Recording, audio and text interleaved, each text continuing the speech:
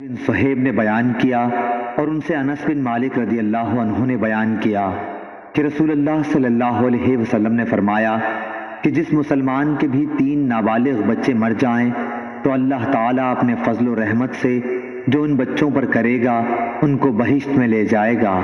صحیح بخاری حدیث نمبر 1381۔ عدی بن ثابت نے بیان کیا، انہوں نے برا بن عازب رضی اللہ عنہ سے سنا، انہوں نے فرمایا کہ جب حضرت ابراہیم حضرت صلی اللہ علیہ وسلم کے صاحبزادے کا انتقال ہوا تو رسول اللہ صلی اللہ علیہ وسلم نے فرمایا کہ بہشت میں ان کے لیے ایک دودھ پلانے والی ہے۔ صحیح بخاری حدیث نمبر 1382۔ عبداللہ بن مبارک نے خبر دی، کہا کہ ہمیں شعبہ نے خبر دی، انہیں ابو بشر جعفر نے، انہیں سعید بن جبیر نے، ان کو ابن عباس رضی اللہ عنہ نے کہ نبی کریم صلی اللہ علیہ وسلم سے مشرکوں کے نابالغ بچوں کے بارے میں پوچھا گیا۔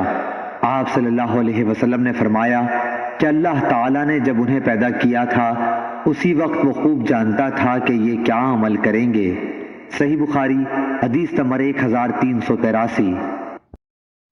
آدم بن ابی ایاس نے بیان کیا، ان سے ابن ابی ذئب نے، ان سے زہری نے، ان سے ابو سلمہ بن عبد الرحمن نے اور ان سے ابو ہریرہ رضی اللہ عنہ نے کہ نبی صلی اللہ علیہ وسلم نے فرمایا ہر بچے کی پیدائش فطرت پر ہوتی ہے، پھر اس کے ماں باپ اسے یہودی یا نصرانی یا مجوسی بنا دیتے ہیں، بالکل اسی طرح جیسے جانور کے بچے صحیح سالم ہوتے ہیں۔